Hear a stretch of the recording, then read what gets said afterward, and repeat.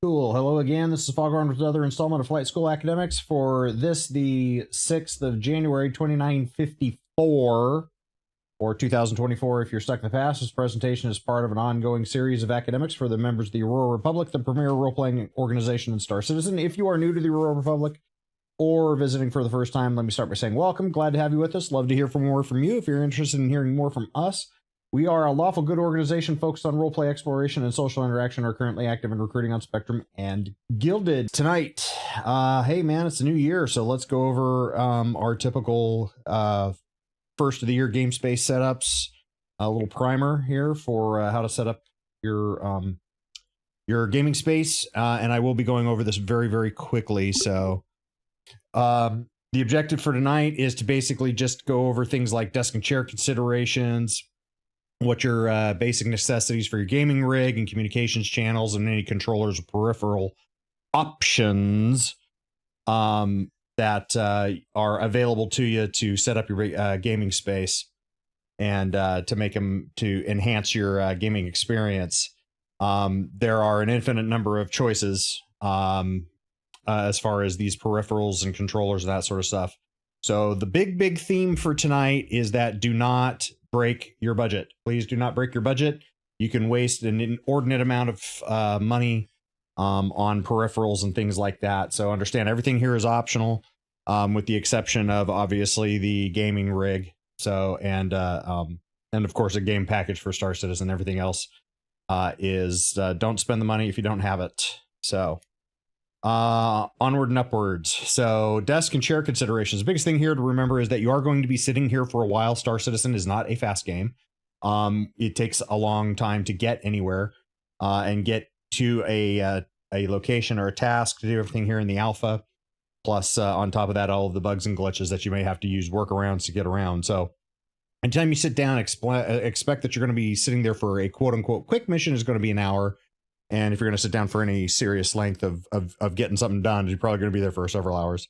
So priority number one for your game space is comfort. It's got to be comfort because you're going to be there quite a long time. So think all about the ergonomics, about how your body positioning is, height of the desk, all of that sort of stuff, where your arms are going to be, how comfortable is the chair, what space availability you got, mouse travel, typing, touching the keyboard and things like that. Light, sound, temperature, all the other creature comforts, where you're going to put your drinks, what is underneath your desk where the drinks might spill, because that would be terrible if you knocked over a drink on your desk and then of course it pours right down into your multi-$1,000 gaming rig and destroys it right off the bat. So think about all of those sort of basic necessity things for where they're going to be and how you're going to have those set up so that you can game comfortably and safely without blowing up equipment. So the basic necessities, these following items do have to be there. Some of them have several options on which way you can skin this particular cat. The first one, of course, is the gaming rig itself. Star Citizen is still a PC melter. They have been doing a little bit of optimization just for some quality of life things. So, but you still need a pretty beefy gaming rig. The minimums in accordance with the RSI website as of today, I just updated this. They have changed they have upped their requirements for more modern hardware. So it's still only a quad core CPU, which is Sandy Bridge for Intel or Bulldozer for AMD, or newer. But they have upgraded their RAM requirements from 8 gig to 16 gig being the new minimum. And I would say 32 gig is the actual serious minimum to get the game to play well. A DirectX 11.1 GPU or newer with at least 3 gigabytes of RAM, and the current heft of the Alpha Star Citizen is weighing in at 83 gigabytes, according to the RSI website. Do you need the 64-bit version of your OS, so Windows 10 with the anniversary update or newer, or of course Windows 11, all that. You do need a high-speed internet connection, and the faster the better. And a game package, which is the only money that you should have to spend in the verse. Do not spend anything else other than that. Minimum game package, everything else is earnable in game. Okay, communications channels for the Aurora Republic. Our Gilded is our communications platform of choice. That's where you'll find everybody, and that's of course where you're sitting now, unless you're watching this over on Twitch. So you will need a headset Hopefully a noise canceling microphone, please, for everybody else's comfort, so that we're not hearing all the crap in the background. And also remember that thing's probably, if you are using a headset type of a setup, remember that, again, just like your desk and chair and all that kind of stuff, you are going to be sitting there for a couple hours with that thing on your head. So think about comfort. Comfort is key here for all these sort of things. SRS is our in-game roleplay comm system. We do have a private server for that. Academics for that is on a different module to be revisited here at a later date. And we are making some improvements to that. There is VoIP capability in Star Citizen as it is.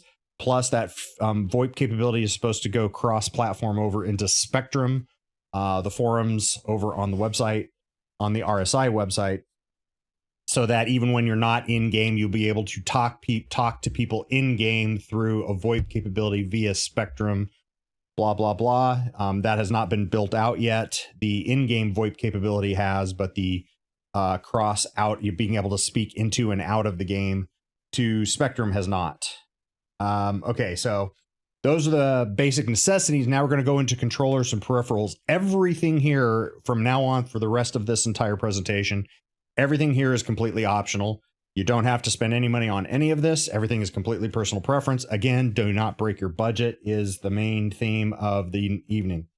So one of the things why I go through all of these things in detail is because there is literally an overwhelming number of options, or what we call an oh no situation, with all of the different peripherals that you could plug into your system to play Star Citizen with. So remember, nothing is mandatory. Everything is personal preference. So what I like may be completely different from what you like. And also, if you are going to buy something, always look for the deals on like Amazon Warehouse, eBay, all of that sort of stuff, where you can get something maybe used but in good condition for cheaper, because a lot of the stuff that I'm going to be going over is going to be expensive. Okay, you're going to hear a lot about hands-on throttle and stick, which is just simply a military concept started in World War II about mounting buttons and switches on the throttles and the sticks of military aircraft so that secondary systems could be operated without the pilot having to take their hands off of said throttle and stick.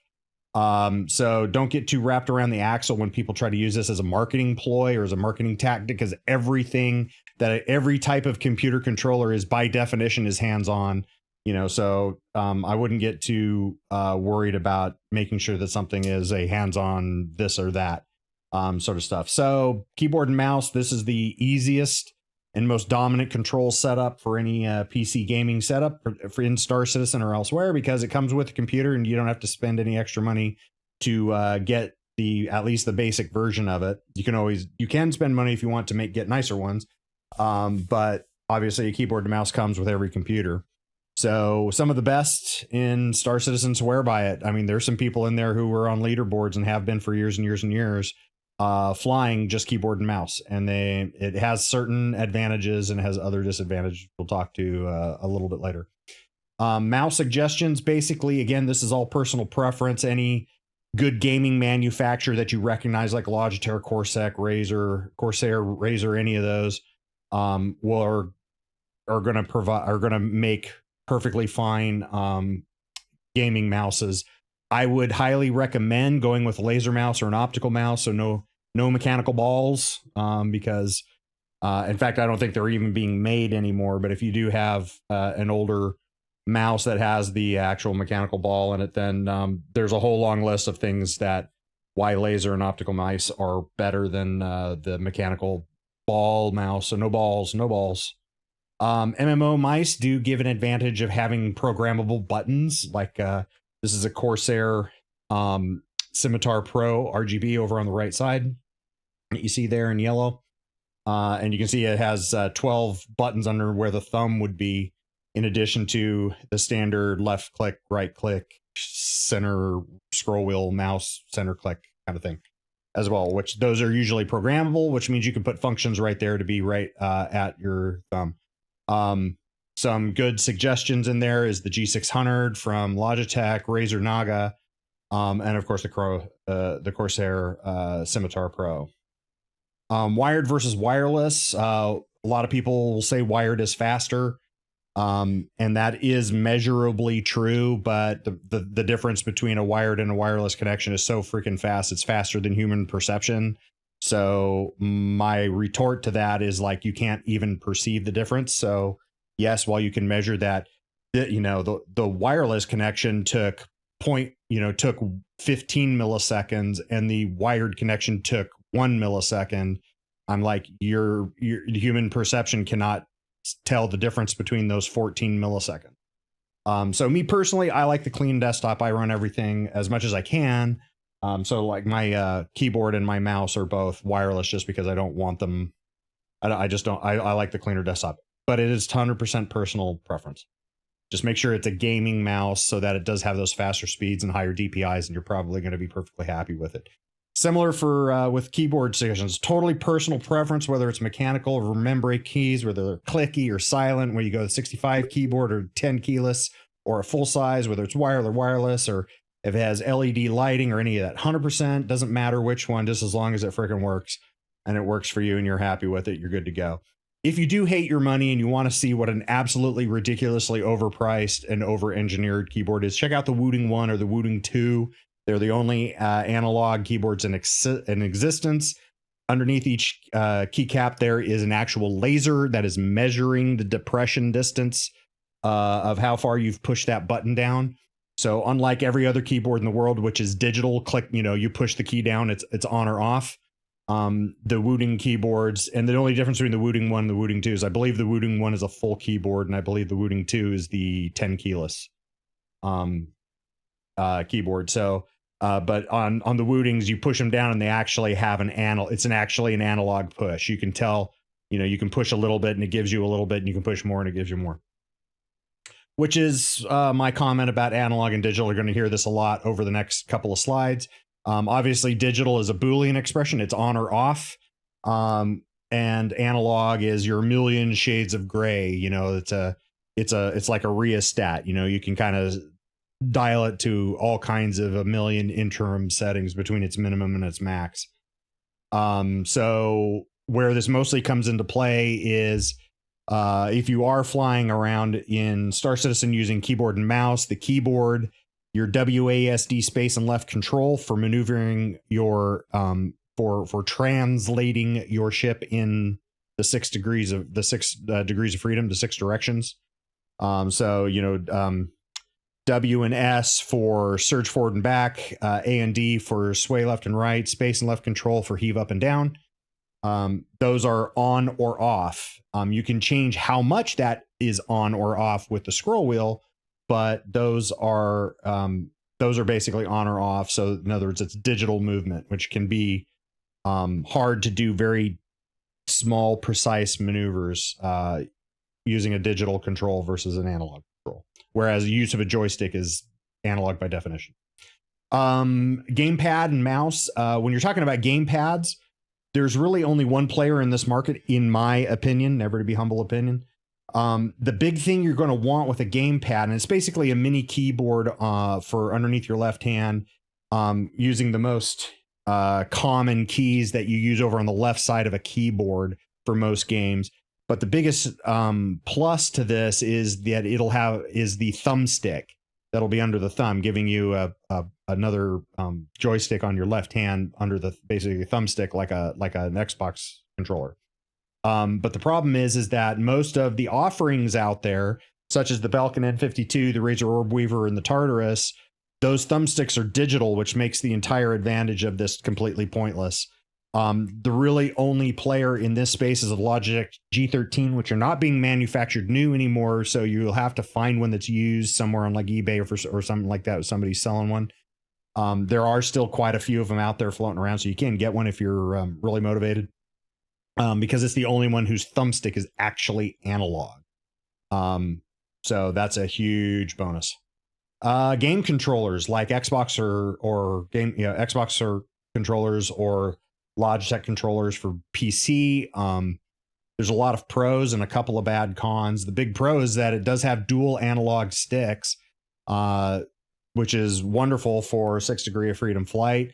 They're designed ergonomically, so it kind of puts you in a natural body position, kind of sitting on the couch, both hands on the controller and all that kind of stuff. But the downside is that they typically don't have enough buttons on the controller to satisfy most people. So if you are going to have one of those, expect that you're still going to have at least your keyboard handy, because you're not going to be able to map every function you're going to want in Star Citizen over to a Xbox controller or any of the Logitech F series. I believe this is the F702 is what I have. The Logitech F702 that's pictured here. Keyboard and stick. This is kind of your next step up from all of these other things into a little bit more immersive. You have mouse and keyboard for FPS and EVA, but for flight you use the stick and the keyboard. Start getting a little bit of immersion. Come on. What's going on? There we go. Next is HOTAS, hands-on throttle and stick. These are starting to get more expensive, obviously, as you get into these peripherals. This is the standard controls on modern aviation. So you have a stick and you'll have a throttle. The stick typically will control pitch and roll. If it is a 3-axis stick, then you'll be able to do pitch, roll, and yaw, and assign those, and then functions as you want for the throttle and all of the buttons and switches over on the left side. As you can see here on the right is that's the actual flight control layout for the Arrow. So it actually is a stick and throttle layout for that particular fighter. So you're starting to get more and more immersion for your controls at your desk, actually feeling like the controls in the cockpit. Okay, apparently my computer's having a stroke. There we go. HODS, hands-on dual stick. This is basically you have 2 joysticks. A typical setup will have rotation on one stick and translation on the other. So pitch, roll, and yaw, usually on the right stick. Surge, sway, and heave, usually on the left stick. And then with the help of like the cruise control function, usually it'll stick that on a button on your left stick, so you're not just stuck pushing forward every time you want to go fly forward for a long distance. This setup is pretty addictive. Once you have tried dual sticks and gotten used to them, people usually never want to go back, particularly for any sort of aerial combat. Maneuvering in 6 degrees of freedom with dual sticks is kind of the way to go. So, and I do in fact fly that way. So other controllers and peripherals, now that we've talked about kind of what the ideas are, you're going to have some sort of a setup to control your stuff, even if it's just keyboard and mouse. That is one setup. But which one of those is up to you. So they're not, one of those is necessary, not all of them. Okay, so I'm going to give you a lot of prices here. I've explored both quality on a budget, which is no longer seems to be on a budget anymore because everything has gotten super expensive these days. So I apologize in advance. But there's a vast majority of this. I know all of you have seen this presentation before last year, because I always do it at the first of the year, or at the beginning, the first academics of the year. So I know you've seen this before. The good news is not much has changed. Bad news is a couple of things have gotten a little more expensive, and I'll point that out.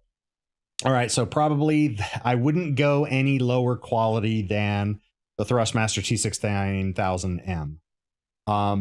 They are decent for their. They're pretty good for their sensors. They do use the Hall effect sensors for the gimbal down inside, but they are all plastic. They are made more on a budget, even though that kind of doesn't look like it. A single stick off of the Thrustmaster website is $80 US.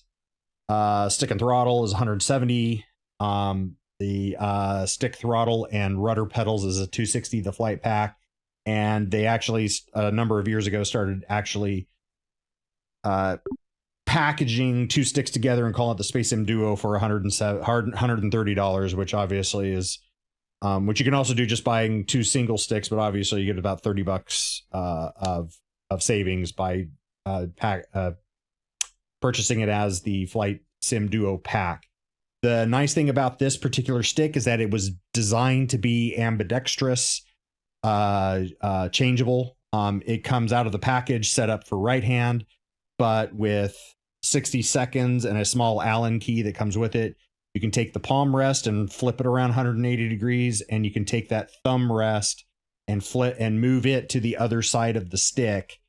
And then with a switch on the bottom, you can make it left. The Space Sim Duo pack, the sticks already come out having been configured from the factory that way, so you don't have to do the conversion of one of them. To include, they'll even have the switch on the bottom set. It's just a little standard fingernail switch that, you know, click it, say, no, I'm left-handed, no, you know, I'm the left-hand stick, no, I'm the right-hand stick.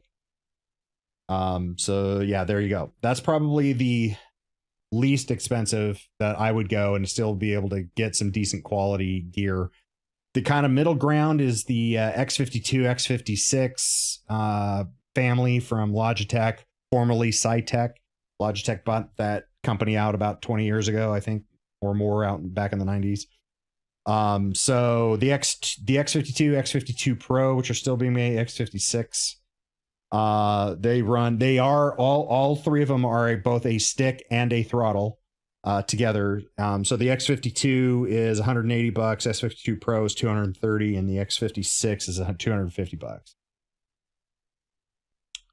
VKB is a I can't remember which of the Baltic states, it's Lithuania or Belarus or which that this company is out of, but they come into the market, and their Gladiator series is into what I would call that middle ground. They also have a more premium set of stuff, the gunfighters, that are more expensive. So they do have a Space Combat Edition, which is a grip. The bases on all three of these sticks on the left are the same base. That's the Gladiator NXT Evo base. The grip on them is the Space Combat Edition. There's a standard for 135 and there's a premium for 165. If you want the Omni throttle with that little Z-shaped arm on it, that's 175. And they've also just recently offered about 6 months ago or something, they started offering a throttle set with this called the Stex. And the Stex has, I think, 4 different versions depending on how much extra little control panel bells and whistles you want around the base. So the Stex throttle runs anywhere from 200 to 320 off of their website. So and now if you really want to hate your money, and this is the expensive stuff, then Thrustmaster offers basically their Thrustmaster Warthog stick and throttle. The stick is the stick that is in the F16 and the A10. It's the same stick grip. The throttle is the A10's throttle. This does not have a twist axis, so the stick is only a 2-axis stick. It is all made out of metal. It is heavy. It is high quality made. It has good Hall effect sensors, all of that stuff, and is awesome, but is also expensive. So the stick and base is $280. The throttle's $330. And it's $550 if you want the combo set, which will save you about $30, $20. There's also Thrustmaster has also recently added the Viper throttle quadrant system, TQS, to their lineup. They have 2 different offerings, one that has the control panel underneath and one that doesn't. Both of them have the slap switch above them, which is a countermeasures for putting out chaff and flare. And this is a replica of the F16 throttle quadrant. The one without the control panel is going to cost you $350, and the one with the control panel stuff is going to cost you $530 because Thrustmasters thinks they're more awesome than they really are, in my opinion. But the couple of reviews I've seen of these have been very good, that they are well made. A lot of metal, a lot of high quality plastic. They feel pretty beefy, and they seem to last so far, but they're pretty new. They're only a few months old, just prior to Christmas. So the real, proof in the pudding of how well they last over a couple of years of use and abuse, we'll have to wait and see, because they haven't existed long enough yet. Thrustmaster has also about a year ago put out a TCA yoke pack for flying big airplanes, of course branded from Boeing. So this is the Boeing cockpits with the yoke and a throttle quadrant together. Obviously, there's no twist axis there. The yoke cost you $400. The throttle quadrant cost you $150. The settle cost you $500. They also went with Airbus because they this is all Thrustmaster. Thrustmaster also went and did Airbus cockpits, so they went with a side stick control, which is basically their T16000M with a slightly different grip on it. If you kind of notice the buttons and everything down at the bottom, and its plastic is in blue, and it has the Airbus logo on it, and a bespoke throttle quadrant based on the standard Airbus cockpit. It's called the TCA's Captain's Pack X Airbus. Also, again, no twist axis on this, so that's actually a step down from the T16000M as far as the stick goes. Stick will cost you $120. The center part of the center twin throttle part costs $130. To add on the right and left additional throttle levers is $110, and the whole set of all of it together is $300. VKB's upper end, their premium stuff, they do have their Russian or former Soviet Union style fighter jet type grip called the MCG. I think it stands for main combat grip or military combat grip. I can't remember what MCG stands for, but they're pro. And then their Kosmosima, which is basically what their space combat grip is. They have their standard and their premium. The fighter grip will cost you $185 just for the grip without the base. The standard Kosmosima space combat grip is $80. The premium is $120. And the standard high-end premium base from VKB is the Gunfighter 4 now, and it's $290. So if you were to get just one stick, it's going to be and you wanted only the standard SCG, Kosmosima SCG, that's $290 plus $380 for a grand total of, or plus the $80 for a grand total of $370. So yeah, this is, like I said, you're getting into the hate your money level. So yeah, if you've got that kind of money to burn, call me, because I've got kids in college.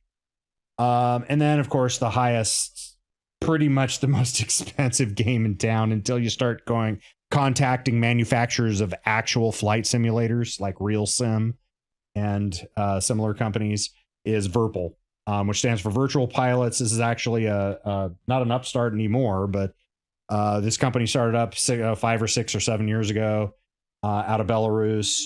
They have a production facility in Lithuania, and they now have a U.S. distribution center right here in my hometown of Tampa, Florida. So,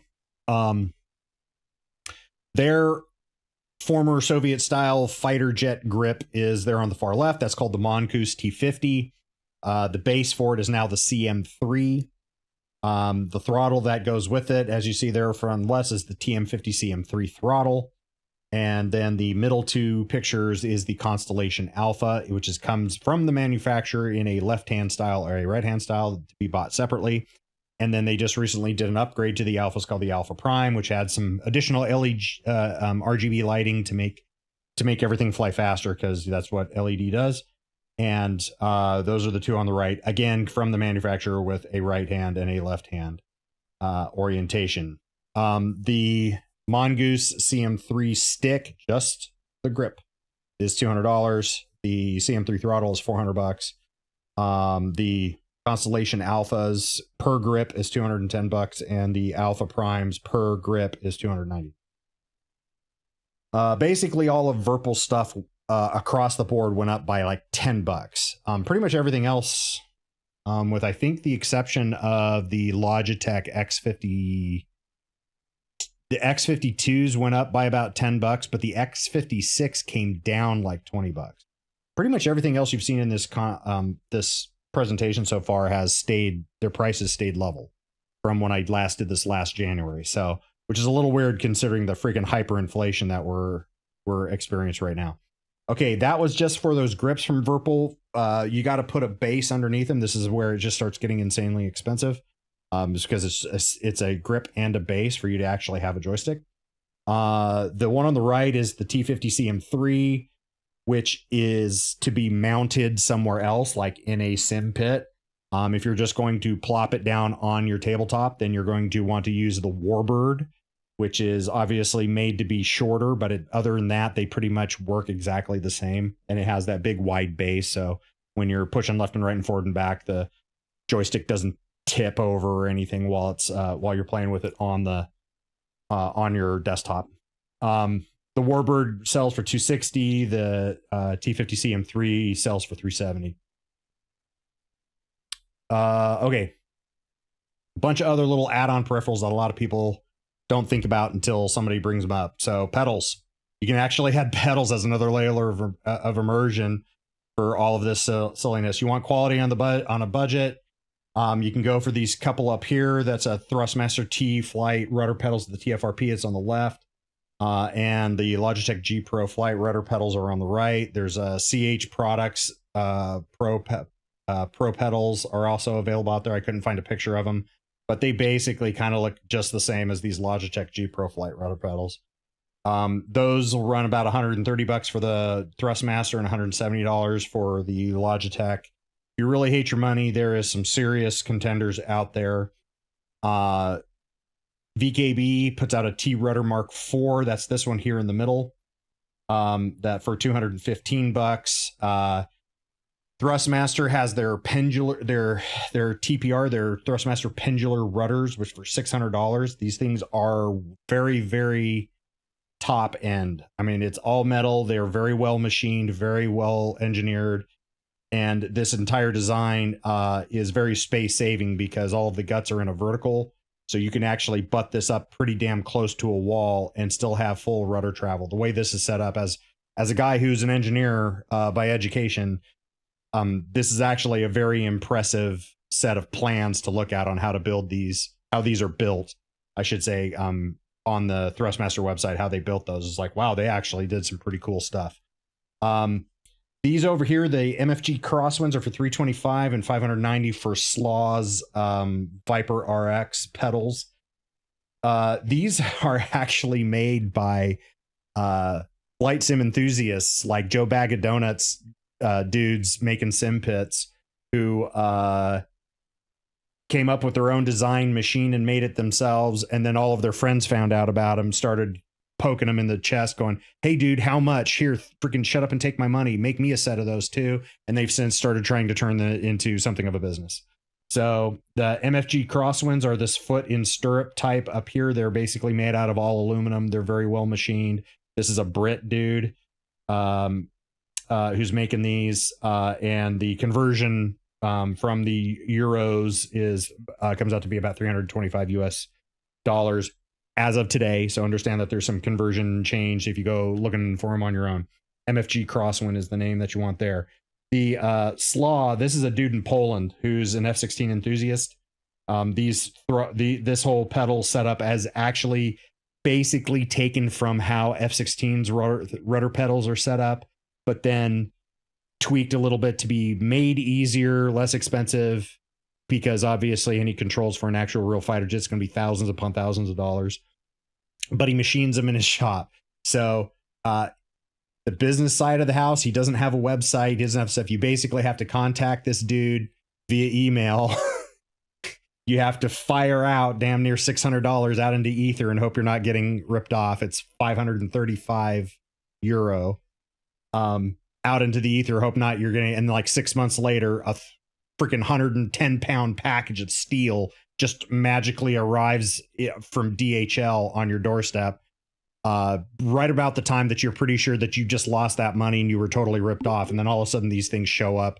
You put the pedals on the rest of the contraption, and then all of the guys in my sim pit communities that I communicate who gone this route absolutely love them and just froth at the mouth about how good the quality is on these guys.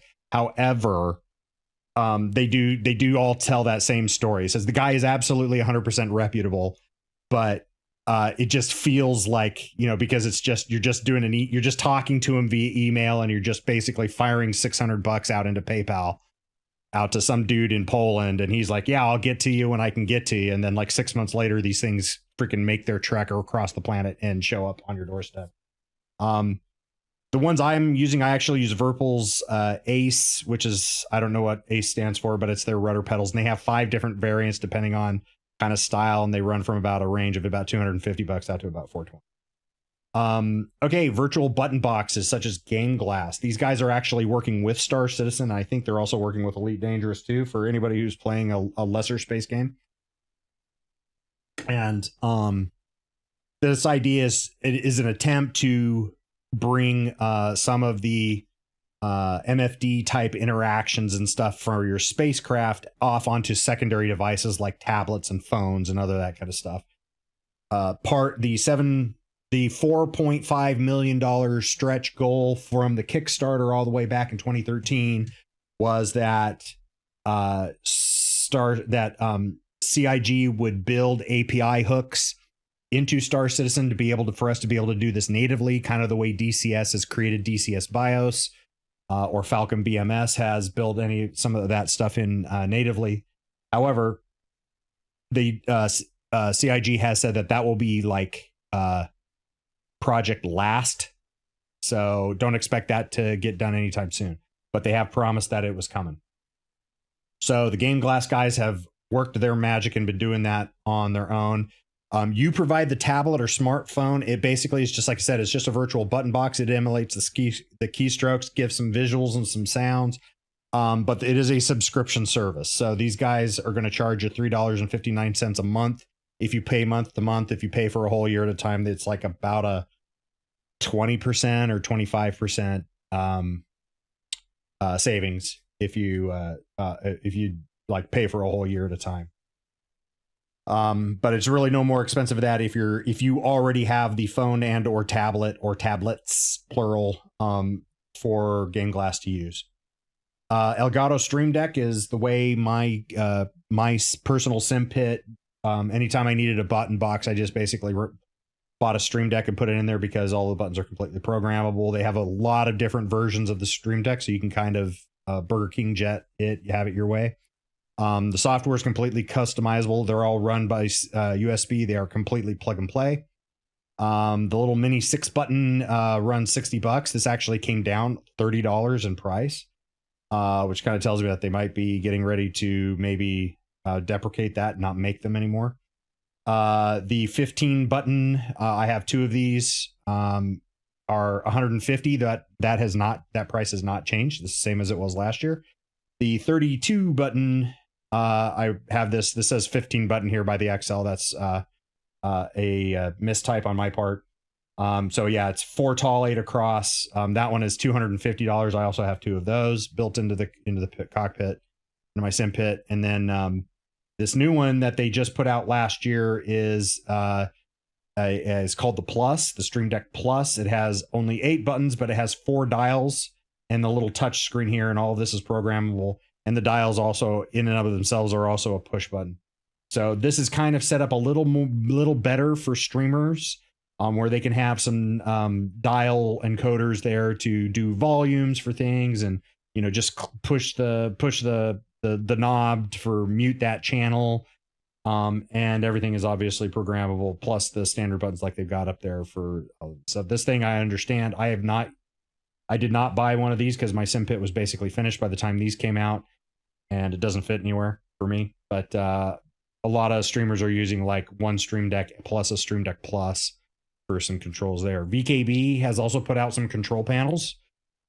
They have some sort of a naming convention that means something to them, but doesn't seem to mean much to me. But this is their prices, so you can go on their website, just start typing VKB. I think it's VKB controllers or VKB controls. VKB controllers, I think, will get you .com will get you to the VKB North America website where everything's in English, and you can look up there. So various knob switches and levers, and you can kind of build out. These are all daisy chainable. They're all USB.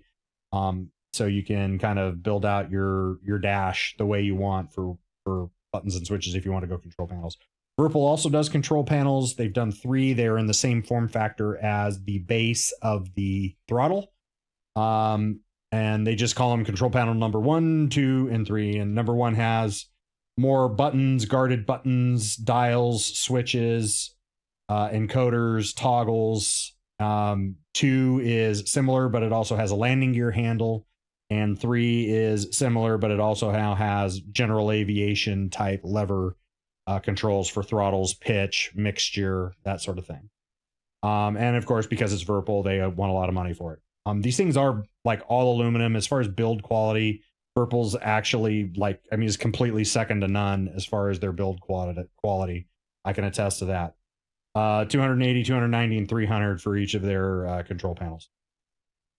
Voice Attack with HCS voice packs are something out there that you might be interested in. They are inexpensive and they're kind of fun. Not that useful. You can easily live without them. It's not a big deal. It's basically just software that turns voice commands into keystrokes and macros. So when you add in the voice packs, your spaceship now talks back to you as well. If you don't have a voice pack, it just talks to you back with the standard Windows voices. I think there's like 8 or 10 that come with Windows, so you can make it sound like a guy or a girl, a different guy, different girl, et cetera, et cetera. Voice Attack costs $10. That hasn't changed in like 6 or 7 or 8 years.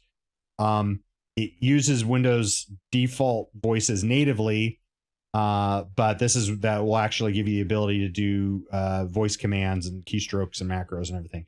Voice Attack is also available on Steam, so that's the fastest way to find it. HCS Voice Packs, you can just go into Google and type HCS Voice Packs, and it will give you the link. And you can download famous people's voices to give your ship's computer to talk back to you. They run anywhere between $8 to $29. It's all in British. Well, no, I think their website they've updated where it does a conversion and will show you things in US dollars. It used to be that they were only as British pounds because HCS Voice Packs is over in London. And they have a lot of voices. They've added a couple this year. So you'll see some names that you might notice. The ones in blue are YouTuber / Twitch streamer Star Citizen personalities like DJ Knight. You guys will notice Anna Dimitriou, our famous Shut Up Anna. She voiced Callisto. And then she's in yellow because she's one of the new ones for this year. You guys are going to see a lot of names that you'll recognize from Star Trek and Babylon 5 and other sci-fi. So Marina Sirtis, that's old Counselor Troy. Mira Furlan is from Babylon 5. She was Ambassador What's Her Nuts with the weird thing going through her hair. Leonard Nimoy is Dark. If you guys like to play Portal, you guys will recognize GLaDOS. Her name is Delta. Ellen McLean did the voice of GLaDOS. John Delancey is Eli. That's Q. If you guys know who John Delancey is, he's one of my favorites. I have him, and because he insults the fuck out of you the entire time. He calls you stupid. He just he cusses at you. You have switches with the voice packs. Like, do you want profanity filter or not? So if you have it turned off, you might get your feelings hurt. Claudia Christian Gamma is from Babylon 5 again. She was Bruce Bockleitner's number 2 person. Kate Russell's a streamer. Michael Dorn, that's Worf. His is Legion. Tom Baker, Paul Darrow, those are some Doctor Who guys. Gates McFadden. Dr. Crusher just voiced Nova this one. Obsidian Ant. William the fucking Shatner is Orion. Nubifire did Phoenix. They have some ship's cat, ship's dog, so it's just the Meow Pack and the Wolf Pack. And then Finnegan Morris voiced a parrot, so you can also have the sounds of some pets on your ship as well. Brent Spiner, old Data, he's Vega. And then they also have, and they've had this for a couple of years now, about 2 years now. They have for Elite Dangerous, it's called Singularity, and for Star Citizen, it's called Event Horizon. But if you buy certain packs, or if you buy Event Horizon, it will allow you to. It gives logic for you to have up to 6 voices working simultaneously, like a crew. You can designate one of the voices as your number 1, as your ops officer, and then tell them, hey, form up a crew, or you can specifically assign people to crew positions, or you can have your number one do it, and you'll hear all of these different voices talking to each other, and it freaking makes sense. So it's actually pretty cool, the logic of it. All right. Headsets. Pretty much, I would suggest anything, make sure that it says gaming headset is kind of your keyword in there. So make sure it's comfortable, make sure it has good sound quality, noise canceling, like, please, for the rest of us, so we're not hearing everything that's going on in the background. And oh, by the way, if I can get one of them that has like some sort of a quick mute function, so that when you have to cough and stuff, you're not just blasting the rest of our ears out. Personal preference, pretty much every mouse manufacturer that I mentioned before also makes headsets, so just pick one. For about $20 on a budget, you can get a decent one of these. May not last so long, so if you do have a few bucks extra, you can, this is one of the few places that I would say, hey, if you are on a budget, about a $20 headset will get you by. But if you can afford to spend up a little bit, you can get one that'll last real long, and it'll be much more comfortable. And when I say spend up a little bit, I'm talking about going from $20 to like 80 or $90, nothing past about $100. Okay, and anything from that stuff like Logitech, Rawcat, SteelSeries, Corsair, etc., pretty much anything in that just under $100 should probably be a good, comfortable headset that'll last you for a couple of years. The folks that I've talked to who've kind of been eking along on $20 headsets, they're good, they work, they're comfortable enough, but they also tend to wear out in about a few months. So head tracking, that's another thing that exists. The good news is that Star Citizen's face over IP is native in it. So if you have a webcam, then face over IP can track your head natively. The bad news is that just like AI and NPCs, the face over IP is highly server side dependent. So when the server is running at 5 FPS, head tracking doesn't work very well. Particularly the FOIP doesn't work very well. The head tracking actually still works for you as far as just pointing your head, pointing the monitor's field of view using your head. But there are standalone independent systems that will do that where a sensor tracks reflectors that are either mounted on the headset or on your hat somehow, and that just moves the monitor view with your head, not necessarily your eyes. There are 3 players in this block. Track IR for about $170 for both the sensor and the trapeze that mounts on your headset. Track hat's $115. It just actually is a hat, and the reflectors are just built into the hat, one on each corner of the brim, left and right, and then one up on the top of your forehead. And then the big boy in this space and newest contender, and probably best one in my personal opinion, is Tobii Eye Tracker 5. Which normally retails at $280, but there's usually a sale going on. These guys actually work with Star Citizen directly, so a couple of times a year there's, hey, 10% off, 15% off, 20% off on Tobii Eye Tracker. So if you are wanting to get or upgrade to a Tobii Eye Tracker, I would suggest just kind of chilling your heels and just keeping your ear to the net. Pay attention on the RSI website, because they will have probably around, I'm guessing probably around Invictus time, they will, in addition to a free fly and all that other crap, they'll probably have oh, by the way, if you go over to Tobii Eye Tracker and put in Star Citizen or Invictus or some sort of a keyword, you get 20% off or something like that. So you can actually get that for something of a discount if you can be patient. These things are cool. I started with Track IR until Tobii Eye Tracker came out, Eye Tracker 5, and then I upgraded to a Tobii Eye Tracker 5, and I love it. It's fantastic.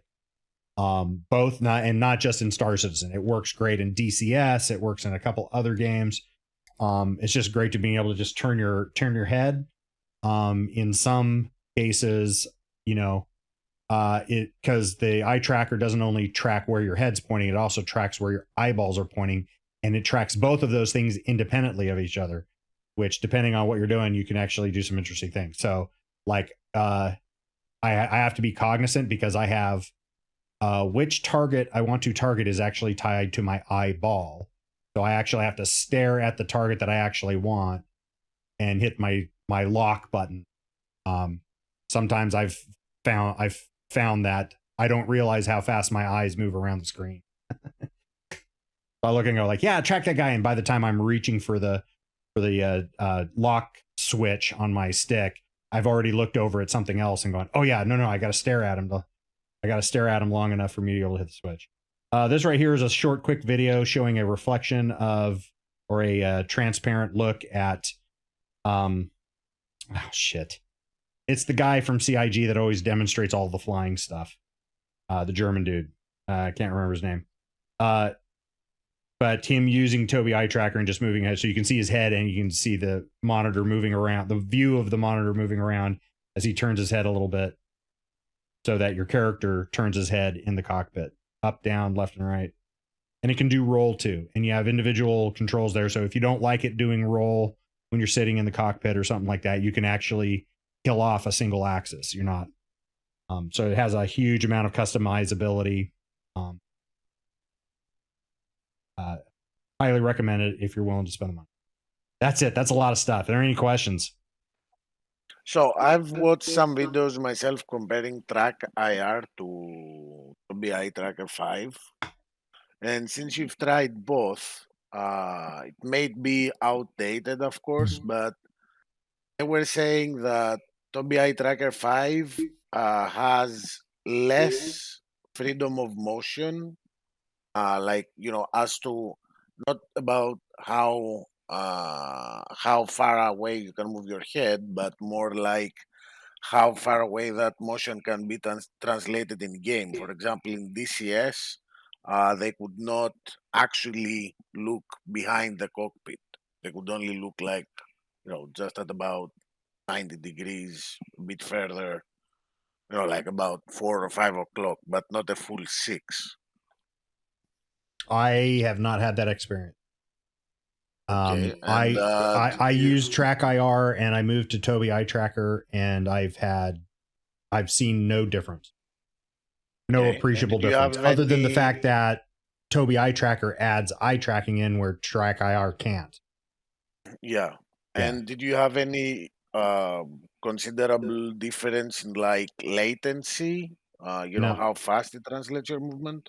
No. Any wiggles? Like, if you like zoom in DCS to fiddle with the rotary button, does it like wiggle around? Nope. Because that's what I saw in some older. Okay, so that's probably outdated. The Track IR. The only problems, I had no problems with either. The only Track IR problem I ever had was because I had windows behind me. So the Track IR sensor is looking at my face with the little trapeze thing with the reflectors on it hanging off the side of my headset. So it's looking at me, and behind me were a pair of windows that have blinds on them. And if I was playing in the middle of the day when that side of my house where those windows are south facing, so here in the northern hemisphere, obviously, so in the middle of the day the sun is beating right in those. Now they have horizontal blinds on them, but even the amount of light leaking through that, when you went into the Track IR software and just looked at, okay, what are you seeing as far as hotspots, I could literally see those horizontal lines of the blinds. Even though the blinds were closed, there was enough light leakage in between them that it would see that, and that would degrade its performance, but not too badly. The second, and that was only for a couple of hours midday when the sun was right at the right angle. But I'm not usually playing Star Citizen in the middle of the day, back when if you got a normal job, so in the evenings, no problem whatsoever. Tobii eye tracker gives me the advantage of I don't have to wear anything on my head. So when I built my sim pit, I didn't want to have to wear a headset. So I'm sitting to you guys right now, just talking to you guys on a microphone that's on a little swing arm. And I'm just listening to you guys come back through the speakers that are embedded in my sim pit. And it just took me a little time when I first put it together to kind of get everything, gates and gains all kind of fine tuned so you guys don't hear yourselves going back through the mic. And I use very tight directional mics that have to kind of be right in front of my face or right, they don't pick up a lot of sound right and left. They're kind of like shotgun microphones. You got to be talking right down the throat of it for it to pick it up. And that was deliberate so that I didn't have to wear anything on my head at all.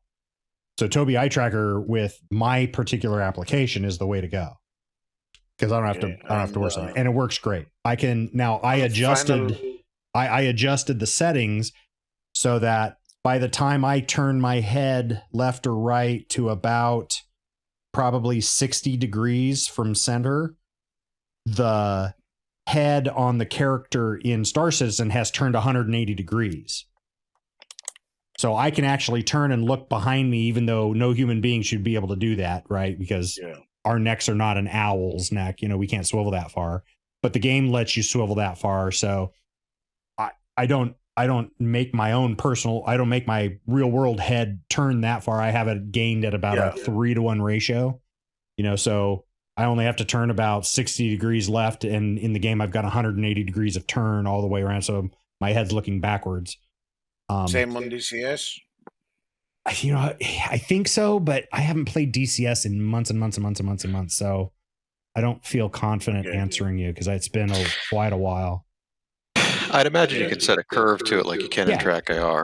100%. I have a 1-to-1 curve and around the area of my main monitor, and then I have it curved up so that when I start looking towards my other monitor, my head will actually go farther back and can look behind. Yeah. Okay.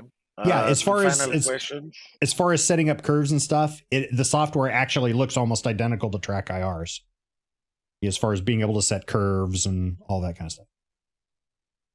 So the final questions for the Tobii, because I haven't been able to find any solid testimony on them.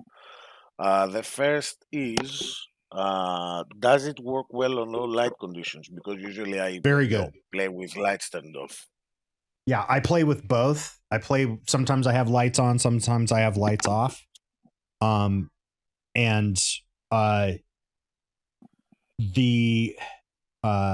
assuming it's an infrared, but the Tobii Eye Tracker is bathing, your face and your eyes with its own IR light.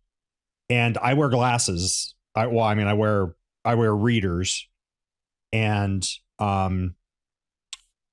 so I was real worried that glasses would screw up Tobii Eye Tracker, and it didn't even hit.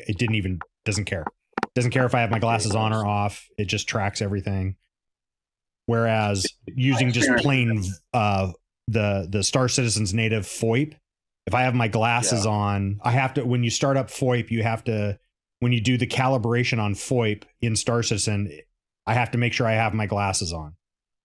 And oh, by the way, if my glasses move, like if it's hot in here because it's freaking Florida, and if my glasses slip down my nose, FOIP will lose. It will lose portions of my face. That way, Tobii Eye Tracker is never hiccuped. It does not care that if I'm wearing my glasses or not. It just sees it, does it. Super simple. Okay. And then last thing about the Tobii, I have TrackHat, which works pretty much the same as Track IR, but TrackHat also translates left to right, forward, back, and up and down motions of my head, going closer to the screen or, sitting a bit better upright. Tobii Eye Tracker does the same. Yes. Obviously, if you go outside of the box of its field of view, it'll lose you, but you got to, Yeah, but that's the same with TrackHat as well. Yeah, you can... Yep. You can lean forward, lean back. You can roll. You can pitch, roll, yaw your head. You can surge, sway, and heave your head. Okay. And it will follow it up to its limits, up to its lateral limits. Perfect. Thank you. Yeah. And because I built my shit into a sim pit, so my Track IR, or excuse me, my Tobii Eye Tracker is not mounted on the monitor like the instructions in the box says. Mine's actually mounted on the front of the glare shield of my main instrument panel. So it's actually at the right distance that it's supposed to be. It's supposed to be, 2 to 3 feet in front of your face. So that's actually at the right spot. It's just not mounted to the monitor because the monitor is farther back on the other side of the instrument panel. So, and I think, and X, X can speak to this himself, because I think X's setup is he's playing like sitting on his couch and he's using a super big TV over on the other side of the room. I think he had to set his Tobii eye tracker on some sort of like a tripod at a specific distance out in front of his face or something. You want to talk to that for a sec, X?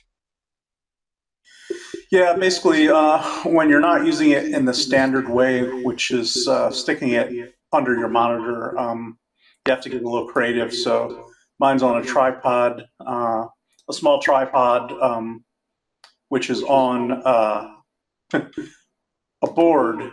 Well, basically, I have a keyboard, both joysticks, and the Tobii on this board that I sit on a couch and I pull up on my on my lap, and all the display. It's a lap desk, right? Basically, it's a lap desk. It's a big ass lap desk, and the game displays on a 65-inch TV that's about 11 feet away. So when I was configuring when I was calibrating the Tobii, I had to kind of get a little creative with it until I found the sweet spot. But if you're doing it in a normal way attached to your monitor, it's not an issue at all. You don't have to do any of the weird stuff I do. But calibrating it was a little bit of trial and error. But then I eventually got it calibrated well enough. Kit VR, you peasants! Bite me, Parker. Yeah, and I can attest so that the glasses, amazingly to me, the eye tracking works with or without the glass. If you have glasses on, it just doesn't seem to care. It's really weird. Yeah, it's pretty impressive. And it works in a dark room too, so it has infrared emitters on it and tracks your face using that. Yeah. VR is the only way to DCS. Maybe. Yeah, that's one thing I haven't tried it in DCS at all, so I don't know if any of Olamir's concerns are valid today with raised Tobii drivers and everything. Yeah, my gut says it's not a problem at all. But like I uninstalled DCS a long time ago because I was running into storage space issues. I want to play PTU or something like that, and I haven't put it back. Actually, I have put it back on. I just haven't gone in and flown in it in like forever. So it's just my gut is like, nope, it's not a problem. It works just as well in DCS as it does in Star Citizen. Everything seems to work great. But I just haven't actually done it in so long. I don't feel confident telling you yay or nay based on a vague recollection.